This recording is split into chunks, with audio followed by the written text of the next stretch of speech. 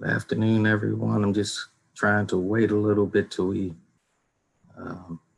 actually, I don't know what the quorum is, but I know I don't see as many names as what we usually see, and so we'll give it a few more minutes.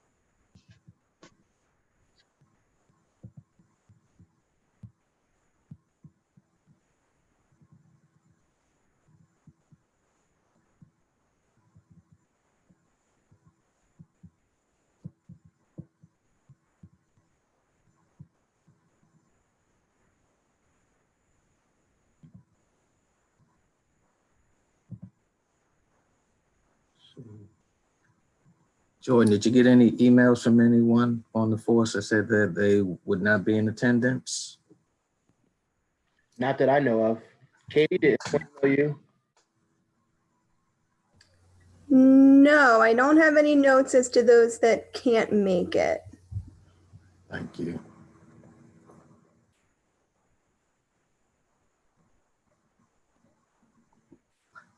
Delegate Moon.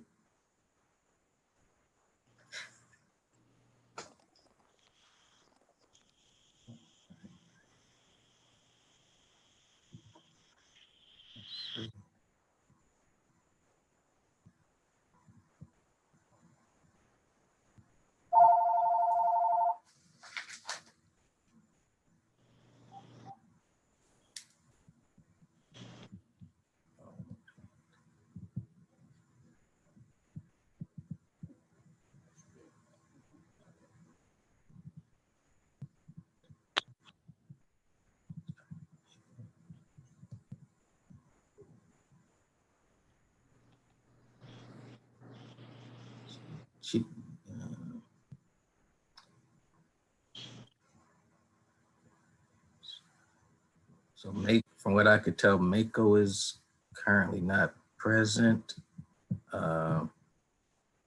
MML is represented. Let's see, Prince George's County's Municipal Association's here. Maryland Chiefs, you all are here. Maryland Sheriffs, I believe you all are here. Maryland Correctional, don't see you all. International Association of Campus, I believe I saw you, Major. I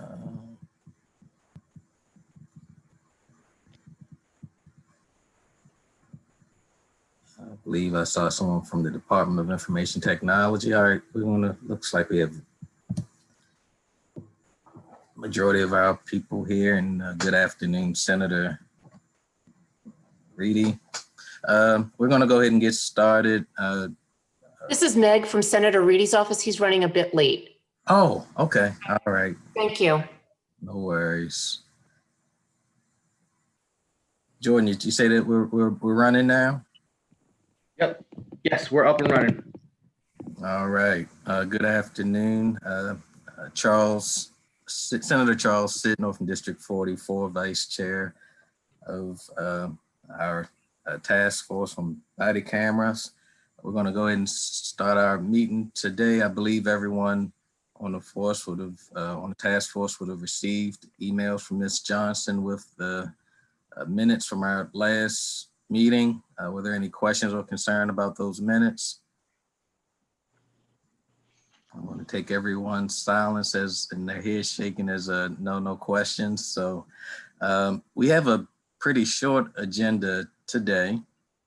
We're going to have a presentation from Ms. Amber Widgery. Am I pronouncing that correctly or incorrectly? Yep, you're good. All right. She is with the National Conference of State Legislators and works, I guess, on predominantly pretrial and criminal law type issues. And so, and that's actually it that we have today. So I'm going to give you as much time as you need, and members will wait until after the presentation is over. And if you can use the raise your hand function on chat, I'll recognize you as I see your hands are raised, okay? All right, Ms. Widgery, the floor is yours. Thank you, Chairman and members of the task force. I'll take just a minute to launch my slides here.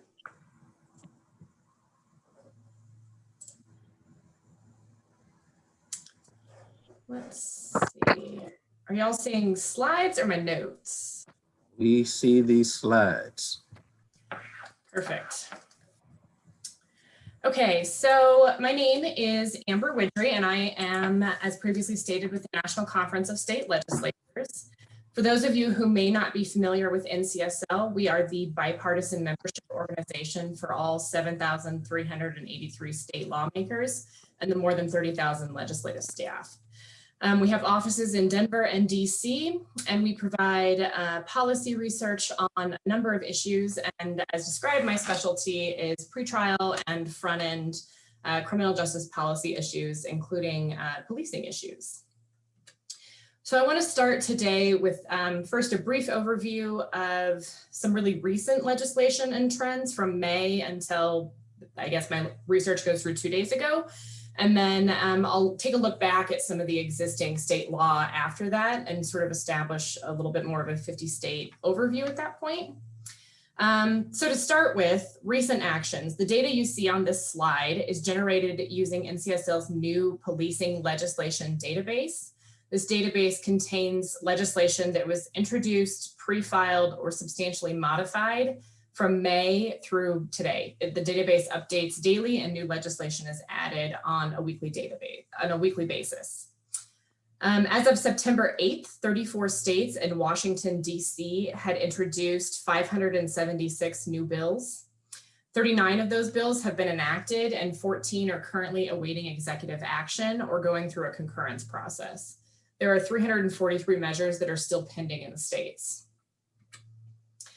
Body cameras and law enforcement use of technology is also tracked in this new database. There's actually a specific topic that you can select to filter legislation in the database to pull up just legislation that addresses law enforcement use of technology. I say technology more broadly because some of the legislation addresses dash cams and other use of technology in addition to body cameras as well. So since May, 18 states and Washington, DC have introduced or pre-filed 43 new bills that address body cameras and related law enforcement technology use. Of those states on the previous slide, there are new laws that have been enacted in 5 states and Washington, DC. And I'll provide sort of a brief overview of some of the trends from those 5 states and DC. These things that you see on the screen are some of the things addressed by the newly enacted legislation. But I think the one thing I want to highlight that's most notable is states that have passed legislation requiring use or adoption of body cameras on a statewide level for all agencies. Prior to this year, South Carolina was really the only state that had required statewide adoption of the use of body cameras for local agencies on a statewide basis. But I should note that there was sort of a caveat to that law that adoption of body cameras for local agencies was contingent on state funding. There were a handful of other states, including Nevada, California, Florida, and Connecticut, that had required use for a limited selection of officers in a state. This usually included state police, certain correctional officers, or officers that performed very specific kinds of duties. So we have seen some state legislation addressing use on a state level, but that's really notable. And I'll go through a couple of those examples. So the first example I want to highlight is Colorado's Senate Bill 217, which required the adoption of statewide body cameras for all law enforcement agencies in the state by July of 2023. The law also specifically lays out when cameras must be activated and when they can be turned off. It requires the release of footage within 21 days of a complaint of misconduct, and that deadline extends to up to 45 days if it's necessary for investigative purposes.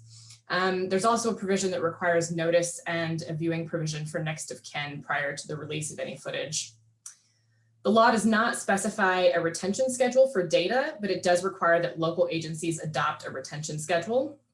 And then finally, the law creates legal inferences, presumptions, and provisions for discipline and decertification in the event that an officer fails to activate or use the camera as required. Another example is the new law from Connecticut, which also requires adoption of body cameras on a statewide basis.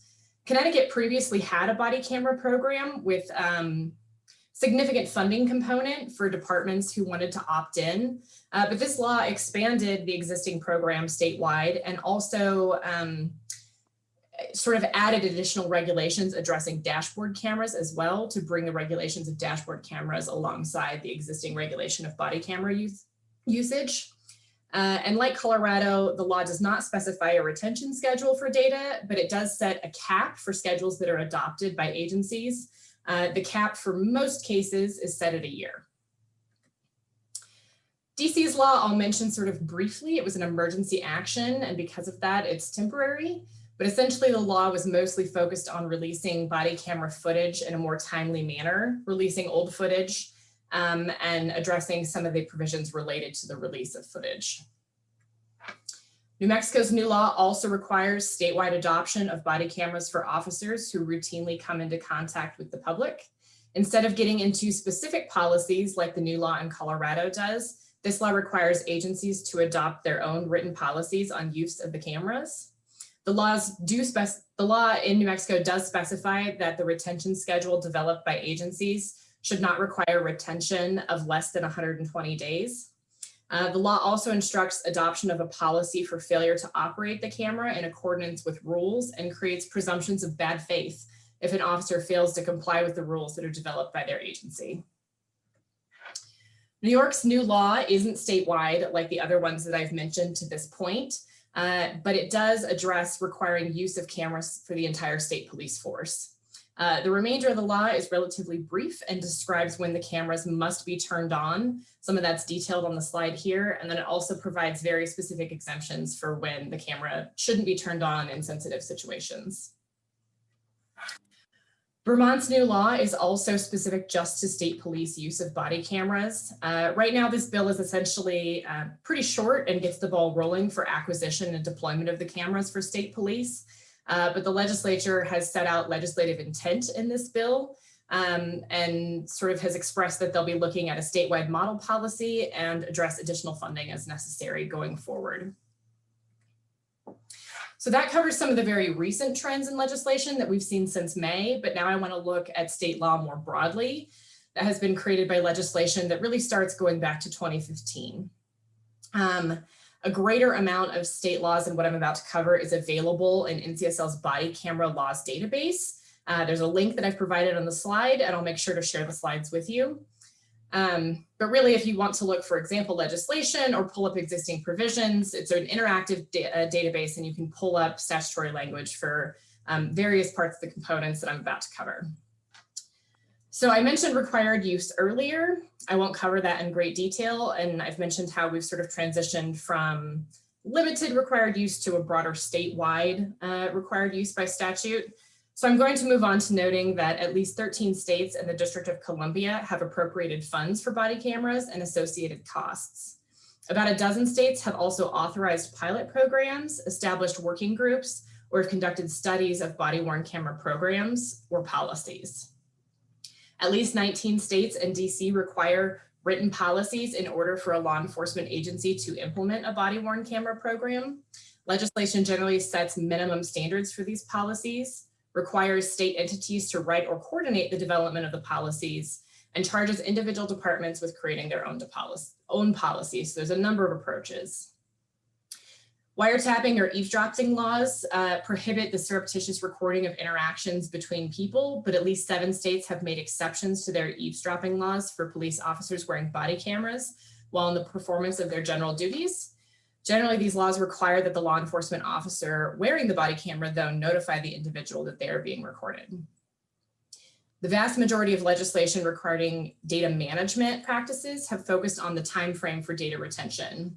There's a 2014 report from the Police Executive Research Forum, or PERF, that recommended best practices related to data storage and retention policies.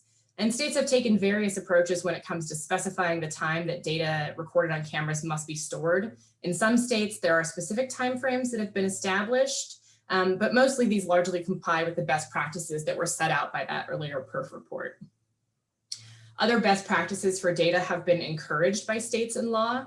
To provide an example, there's a 2015 California bill that required that any police department establishing body camera policies and procedures must consider the enumerated best practices that were codified in the statute. Given the expense associated with maintaining audio and video recording for extended periods of time, states have established different lengths of time that recordings must be kept depending on what is depicted in the video. Videos that depict arrest or detention of an individual, use of force, or an event that has resulted in the filing of complaint against an officer or a department are generally required to be kept for longer periods of time than videos that do not include content with evidentiary value. Other state laws do not specify retention periods, but instead require the adoption of a retention policy at the local level. Still, other states specify that recordings are subject to timeframes set in statute or regulations applicable to other types of records. To give an example of this, in Kentucky, body camera recording retention is governed by the regulations of the Department of Libraries and Archives. At least 23 states and the District of Columbia have legislated how body-worn camera data is addressed under open records laws as well. Some states treat body camera recordings as public records, so they're subject to open records laws, but specify when there are exceptions for police to withhold the data, redact, or obscure the videos in some way. In other states, body-worn camera footage is excluded from open records requests. Those generally only provide limited exceptions where video may be viewed by individuals outside of a department. While much of the data management legislation really focuses on addressing timeframes for data retention, there are also other elements of data management that can be found in a few pieces of state legislation on body-worn cameras. Some of these elements focus on protecting the privacy of individuals who are recorded in these videos, but they largely focus on preserving the evidentiary value of the recordings. California law explicitly states that all body-worn camera data is the property of law enforcement agencies. Oregon law requires that data is stored, if data is restored with third parties, that guidelines must require in that contract that data remain the property of law enforcement. Connecticut prohibits any law enforcement employee from editing, erasing, copying, sharing, or otherwise altering or distributing any recordings made by a body-worn camera. And similarly, Indiana requires that data recordings are maintained to be unaltered or unobscured. Utah prohibits officers from making, copying, distributing, altering, or deleting recordings except as allowed by law.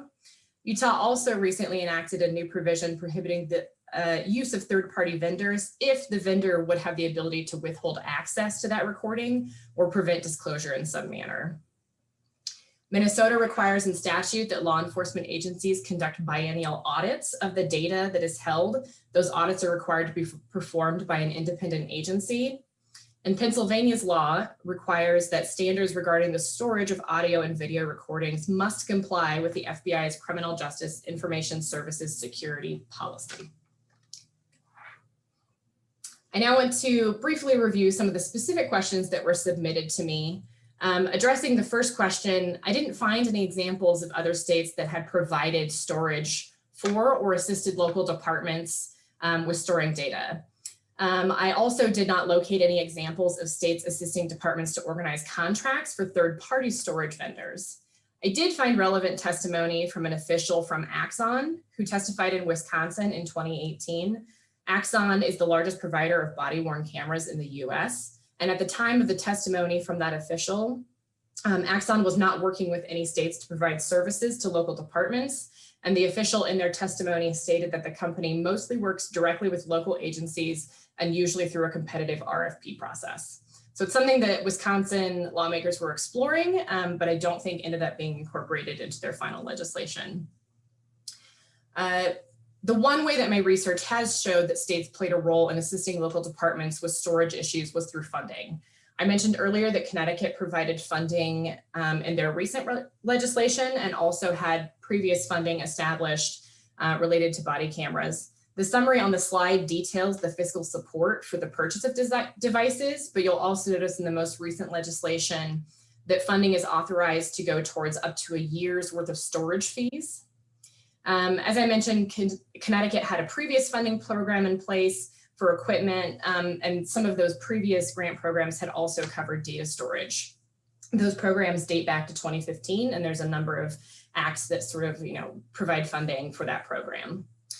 Grant programs for devices or other storage costs have also been created in Colorado, Illinois, Massachusetts, North Carolina, and Texas. And I'll bring up South Carolina again here. They created that statewide body-worn camera program, which also, alongside that, they created a statewide body-worn camera fund to assist departments with buying, maintaining, and operating their body-worn cameras.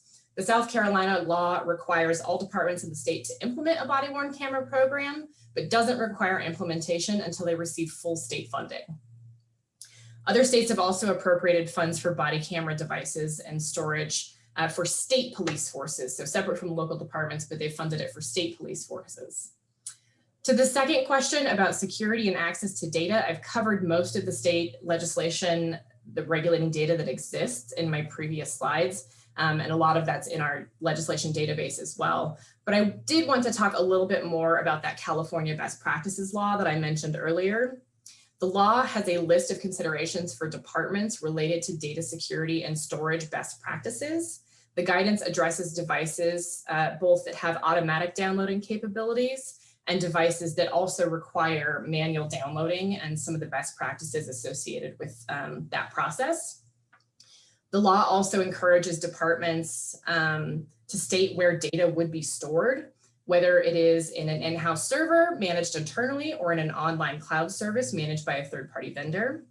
The law also recommends that departments select a system with automatic backup and also consult internal or local legal counsel to ensure that whatever storage system they select meets chain of custody requirements.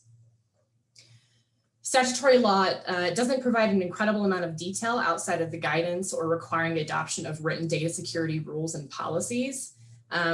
Examples of this approach can be found in both Washington and Utah, both states of which have laws that require written rules to be adopted. And those written rules have to include provisions for data security if a local agency is planning to utilize a body-worn camera program.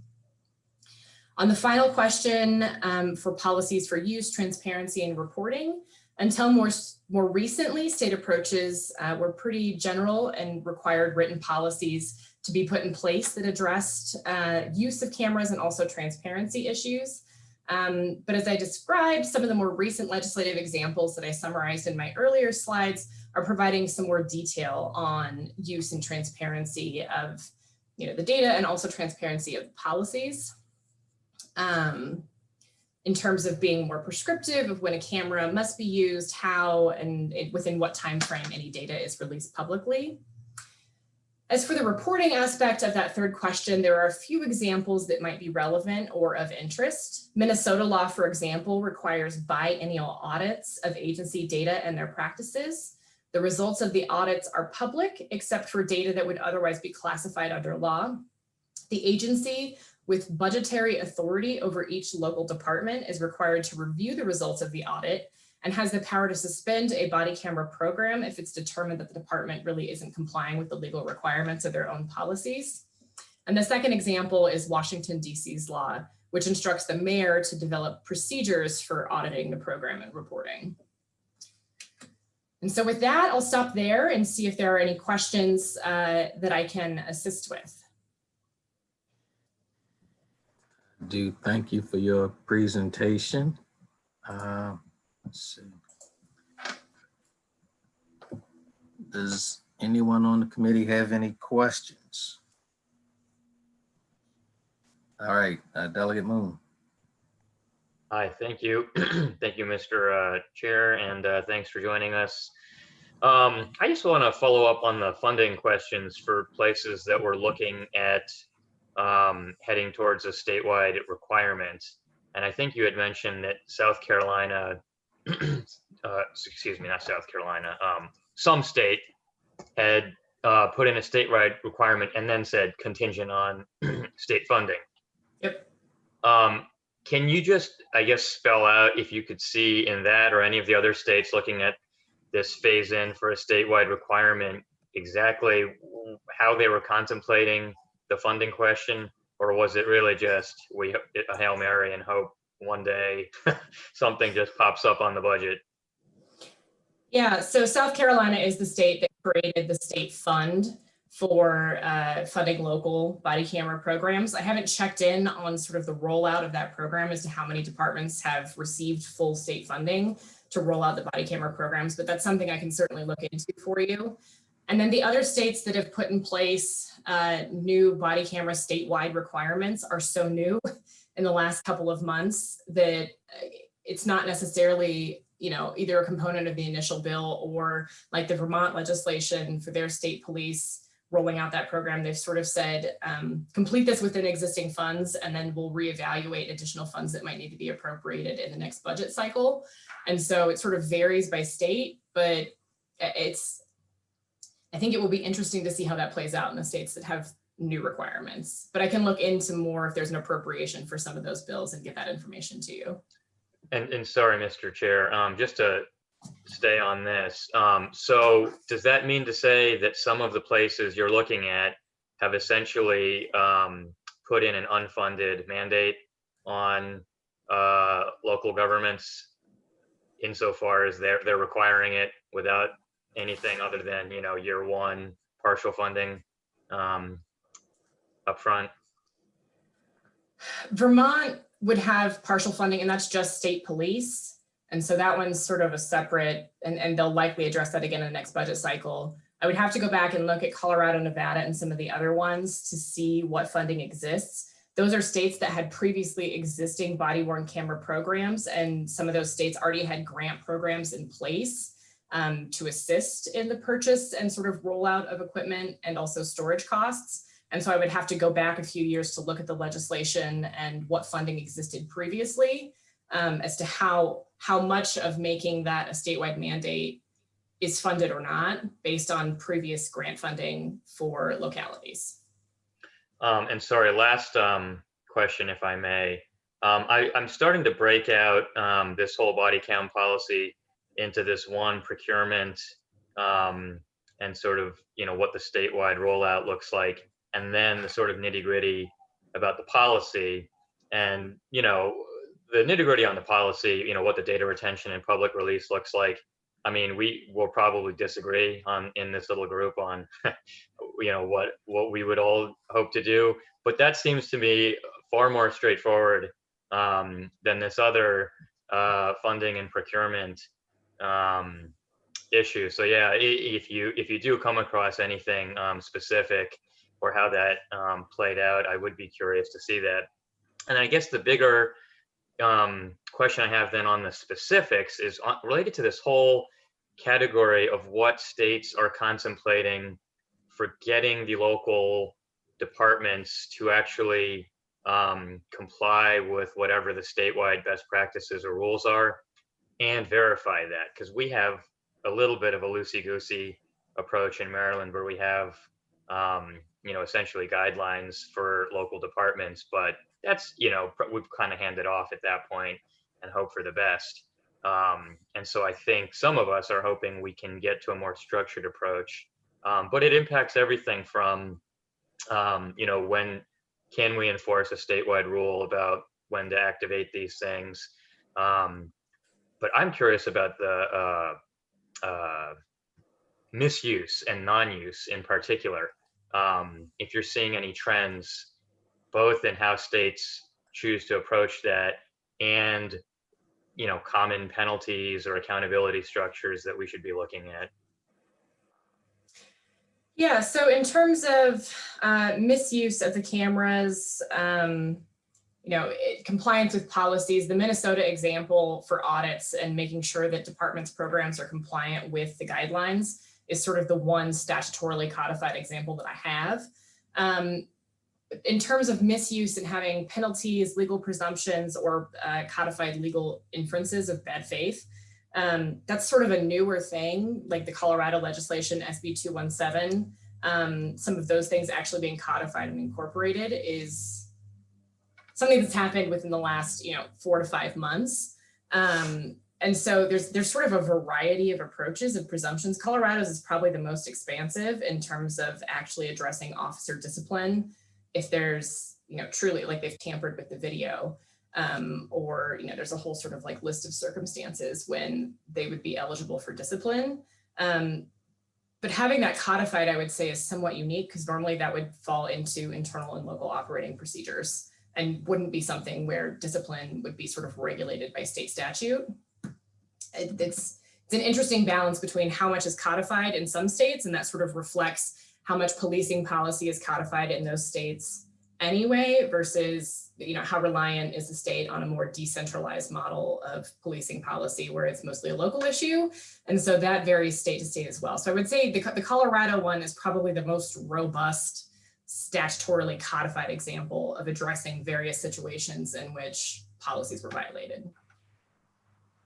And Delegate Moon, just on that note, just to reiterate what Amber said, most agencies, or I would think all agencies that have body-worn camera programs, already have in-house policies and procedures regarding tampering with evidence, not turning body-worn cameras on, and so on and so forth. We do in the city of Tacoma Park, and it's pretty consistent.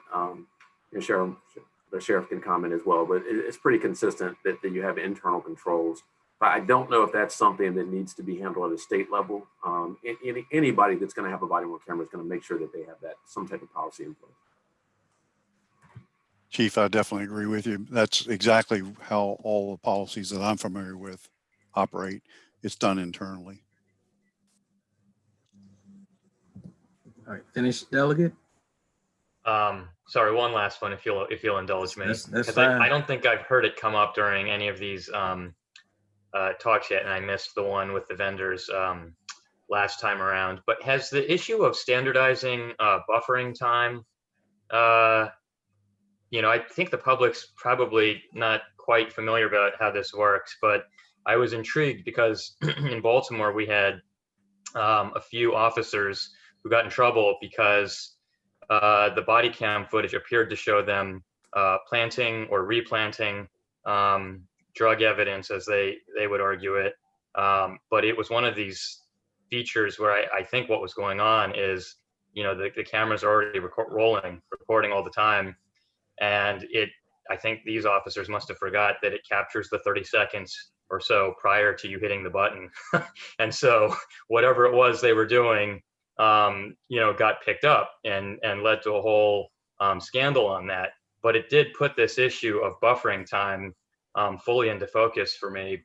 I raised it with my local chief, former chief's office, and I don't think they were thrilled at the idea of regulating this. But I guess I would just throw all of this into the mix since we're talking about data retention, public information release, non-use, misuse, and buffering time to me is an interesting one. So if you've seen anything there, I'd be curious if they're starting to move to a best practice on that.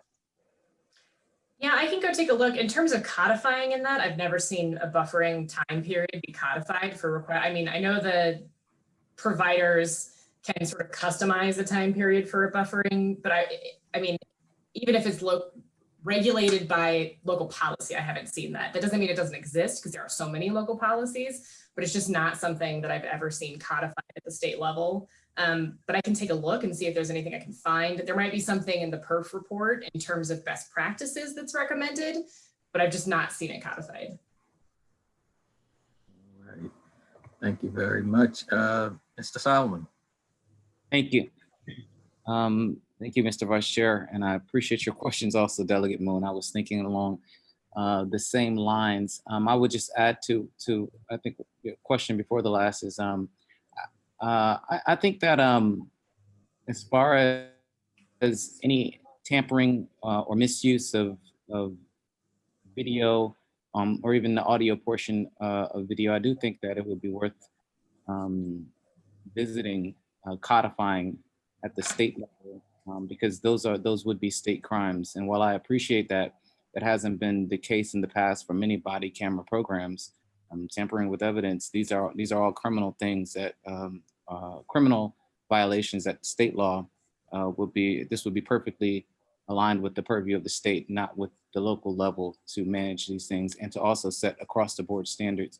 But I think we can debate that another time. With respect to the presentation, granularity on data security, data storage within each one of these laws that were passed. What has been the scope? Because I get that different places are doing different things, but how far, and to give you an example, I think you mentioned some places have set backup requirements, but outside of just backup requirements, how granular have they been in talking about, what is the quality of video? What is the, what types of security mechanisms should be installed or should be employed? How far have they gone? And is that something that happens that you've seen? Is that codified, or is that sort of left to an independent agency to help manage that? I guess if you could elaborate a little bit more in that area.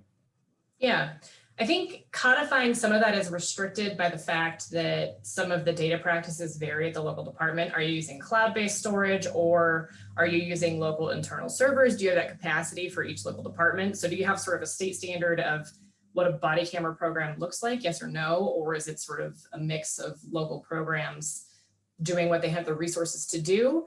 And so I haven't seen much granularity codified. The California law is probably one of the more extensive ones in terms that it lays out considerations for departments to take a look at when choosing how they're going to set up their data and storage and retention and what that looks like. For example, it makes recommendations for local departments who don't go with a cloud storage option. If you're actually going to have like in-house storage, they recommend that you set up the chain of evidence, and that, an officer, when they are off duty, take their body camera and hand it to their immediate supervisor at the end of the shift. And the supervisor should be the one that has responsibility for downloading that data. Some of those things are laid out in statute as considerations for departments when developing their policies about sort of the security of data and who has access to it. But because there's so much diversity in what technology departments have access to, I haven't seen any really strong codification of those requirements, just because there's not really a statewide standard for how you're storing data, what sort of systems you're using or contracting for. So the California law is probably the most broad in terms of, here are the things in which you should consider when selecting and setting up your parameters. And they cover sort of all situations that departments might be utilizing in terms of their data storage. So security considerations for different types of data storage. But just because there's no uniform system at the local level, I've never seen a lot of granular regulation in state statute, because it would just be sort of impossible without also dictating for either each individual situation or dictating sort of a state standard for, you have to use cloud-based storage and here are the things that you should do with your program. Yeah. And I would agree with you, but I wouldn't limit it to cloud-based. I would say either you say you have to use cloud-based, here's the program, or you can use any of these options, but here is the baseline on the standards. I wouldn't disagree. Yeah. So, but that gets me to the second question, which is, given the models that you've laid out that don't have those requirements, how do they go about auditing to ensure that whatever practices are laid out, that those practices are being followed in the way that, whatever legislative body worked on those policy recommendations would like to see? Yeah, so I think there's sort of two ways. One that the officer Duvall described earlier, which is sort of, it's a local procedure in terms of making sure that there's compliance, or there's the Minnesota statute that mandates biennial audits, but it's not legislative oversight over the audits. They are made public, they are required to be public, but the statute empowers local government to be the entities that have oversight over those audits and those programs. So I'm not sure I've seen any statutory mechanism that has a reporting function back to the state level.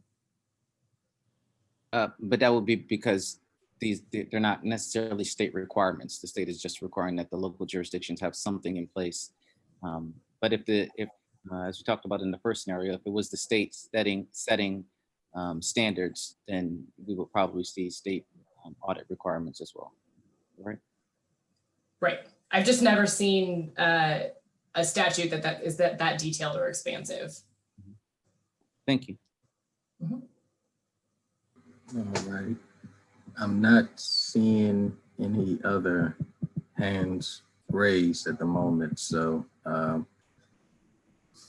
if you don't mind, I ask a few questions. For the mandatory body worn camera jurisdictions, generally speaking, are you, from what you've seen, I'm assuming the states always have some, or do they always have some sort of a funding mechanism in place, whether it be a grant program or something? What has been your experience? Or what does your research show? Yeah, so if it's state police where the requirement exists, which is sort of the one set of states that I listed out, state legislature is responsible for funding their budget anyway. There may be a dictate to sort of roll out the program to your best of ability within existing funds. And sometimes there's additional funds sort of in the next budget cycle. So that's sort of one set. And then Colorado, Connecticut, and New Mexico are the three states that have sort of gone statewide now for all local agencies. And each of those states had an existing grant program in place and a previous body program in place. So I'd have to really go dig through legislation from 2015 on to see how much fiscal support was provided through those programs leading up to the requirement to roll out at a statewide basis. And I should also note that the requirements are sort of tiered. Colorado doesn't have to have their program in place until 2023. And so we might see more of the fiscal conversation taking place in the next legislative session. I sort of expect that. There's sort of this delay for planning and rolling that out. And I think that might be something that comes up as we go forward. But those states sort of had existing programs in place. What portion of departments had received state funding to get a program off the ground, I'm not sure in each of those states. I can get some of that information to you, but it wasn't sort of a brand new thing in each of those states overnight to have state involvement in body worn camera programs. Gotcha. And with regards to, you mentioned that, I think you said Colorado is going to have some sort of a tiered approach. But I think you had also mentioned during your presentation that within Colorado's new law, there's a presumption of inadmissibility, which I'm assuming is again to try to address some misuses of body worn cameras. But would you mind talking a little bit about the distinction between that presumption and I think you said that there was a bad faith provision in New Mexico's law? I mean, how do they differ? Yeah, so there's a couple things in the Colorado law. The first thing is the legislation creates a permissive inference of misconduct. And this applies to internal investigation if an officer fails to activate the camera as required or tampers with the footage or operation of the camera. The law also creates a rebuttable presumption of inadmissibility for that evidence for statements that are introduced through that officer at trial when the instance is not recorded due to the officer's failure to activate the camera. So one is about internal investigations, that's that permissive inference. And then there's a presumption of inadmissibility of evidence if the officer didn't record the interaction, and that's how the evidence is coming to trial, is through that officer. And then the final piece of that is, and I should note, it does provide carved out exceptions for camera malfunction. The officer's not going to be held liable if their camera malfunctions for some reason. And then the last piece of that is it authorizes discipline and up to potentially losing your post or officer certification at the state level for failure to activate the camera in violation of the statute. So there's sort of the three pieces. It's internal discipline, whether or not the evidence can be admitted at trial, and then is there any sort of like statewide consequences in terms of your certification? Mm-hmm. And then the other one was New Mexico.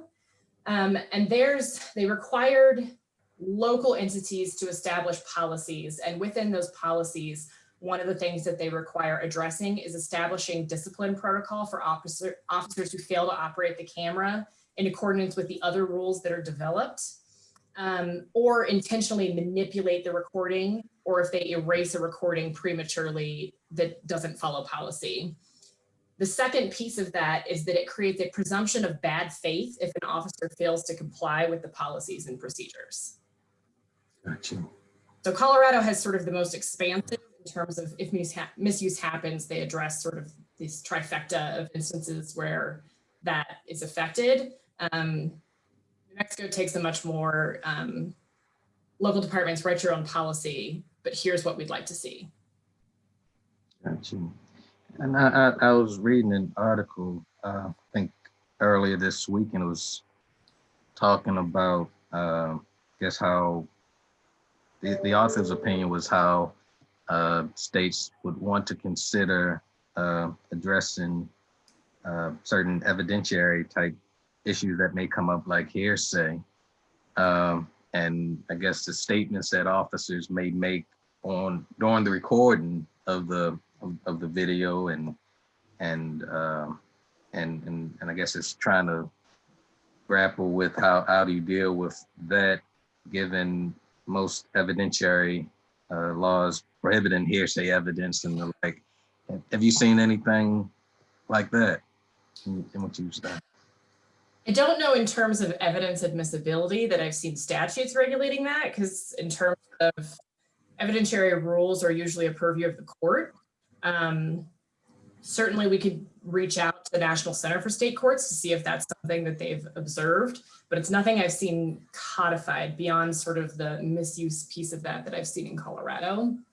But I would imagine your general hearsay rules sort of govern, and then the court gets to make a determination based on the individual facts related to each video that they're looking to admit. Okay.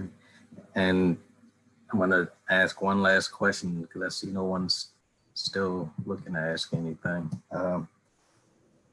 With regards to your data management laws, you had mentioned that there was some sort of a tiering in determining how long body camera footage would be stored based on its, I guess, evidentiary utility. Mm-hmm.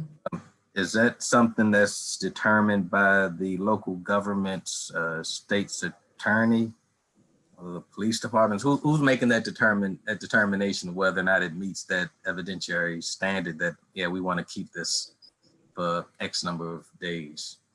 Yeah, it depends. Sometimes it's tiered and codified in statute. Sometimes it is, there's a statewide agency that's assigned with consulting stakeholders and developing a model policy that is then recommended that local departments adopt and follow after having the opportunity to have input. Or there's a state policy that's developed by an agency that sort of is required to be implemented, or it's local agencies developing their own policies, the law enforcement agencies themselves, since they're the ones contracting for data retention. Mm-hmm. And in some instances, you can have requirements to retain the footage for forever. And so that's cumulative and affects cost. And so that's one consideration that local departments have looked at, is how do we manage that? But it varies. Every state has a different approach, all the way from codified to just there is a local policy, and it's usually the department that leads that. Gotcha. Thank you. Are there any does anyone have any other questions for Ms. Widgery? Yes, I did have one more question. Yes, sir. You mentioned that there was a state that references an FBI regulation on data. Could you expound on that a little bit? Yeah, so that's Pennsylvania. Let me find my note. So the law is pretty, I'm not as familiar with the FBI's Information Services Security Policy, but the Pennsylvania law incorporates it by reference, and it requires that The standards regarding the storage of audio and video recordings are required to comply with the FBI's Criminal Justice Information Services security policy. And so they incorporate federal policy by reference. I've read the FBI's security policy, so I'm not sure exactly what's entailed in that. But that is, it's sort of unique. That's the only place I've seen the incorporation by reference, at least in a codified setting. Actually, the federal government does a great job in this area, so I'm not surprised, and I think it may be a good idea, but I haven't read that particular, the FBI's list either. My question is, as a part of that legislation, do they reference how they manage updates and how the state of Pennsylvania sort of, I'm assuming that the FBI changes their standards as technology improves over the years and standards change, but how does Pennsylvania sort of apply those downward? Does it provide any reference on that?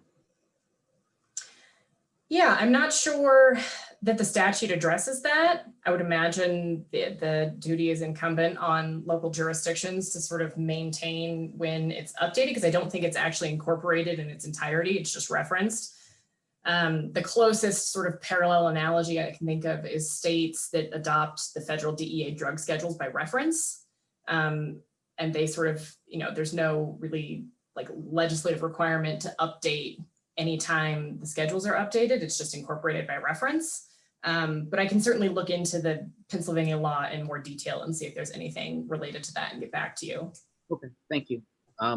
Since you mentioned the drug enforcement portion, I guess what I would ask is there if you don't find anything on the FBI's or how the Pennsylvania manages the FBI's recommendations, I guess the similar comparison with the drug reference would be who would be responsible for tracking, those changes and then saying, to the different jurisdictions, the update. I mean, you have to apply this update by, or these changes by, this date or this time.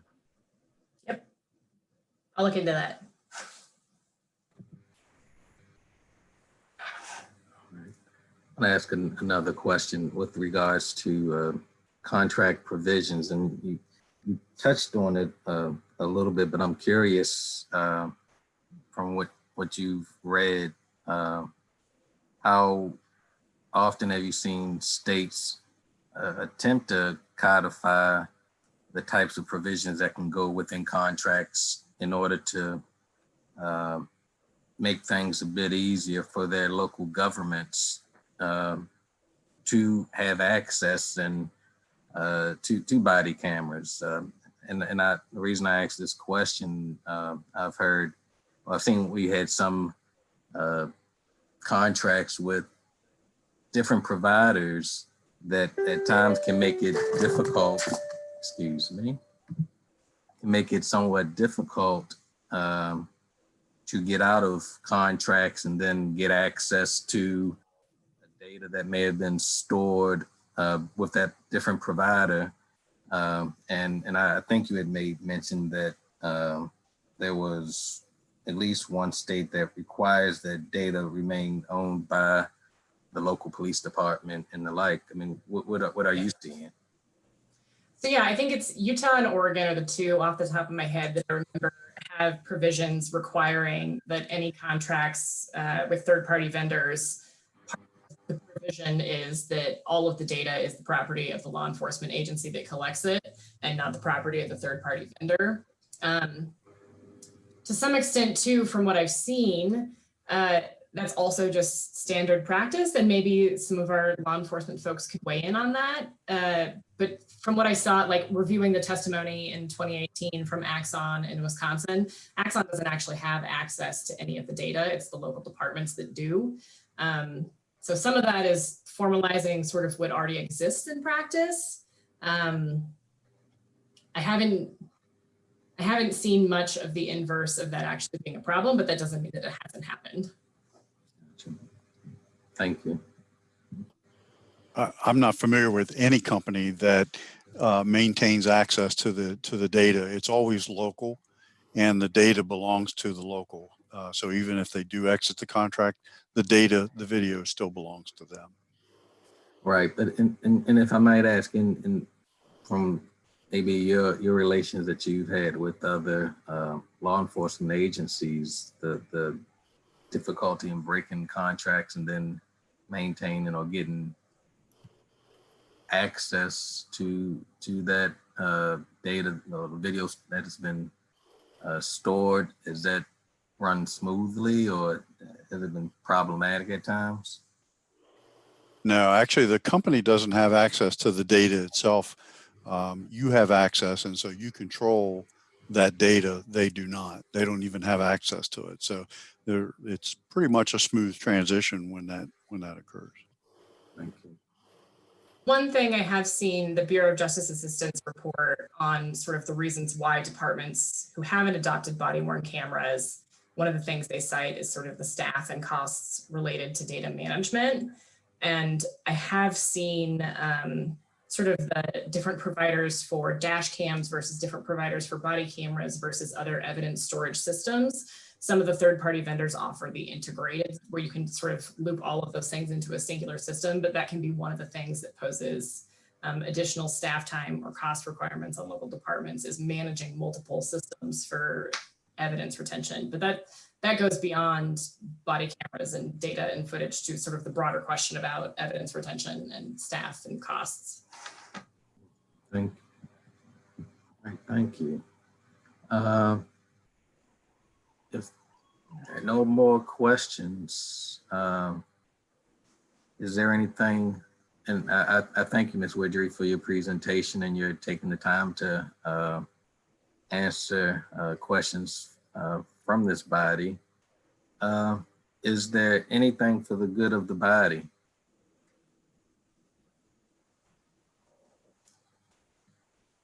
If not, I see Senator Reedy smiling. Is something on your mind? No.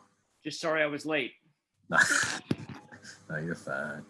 Real life rudely interrupted, but I'm here. I was here. Man, I do understand. I'm not going to hold you all any longer. Look, I think our next scheduled meeting is in 2 weeks on the 24th, I believe. So with that, again, I do thank you for your time and wish you all adieu. Thank you very much.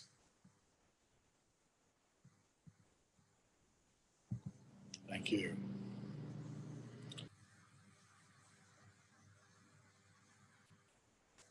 Thank y'all.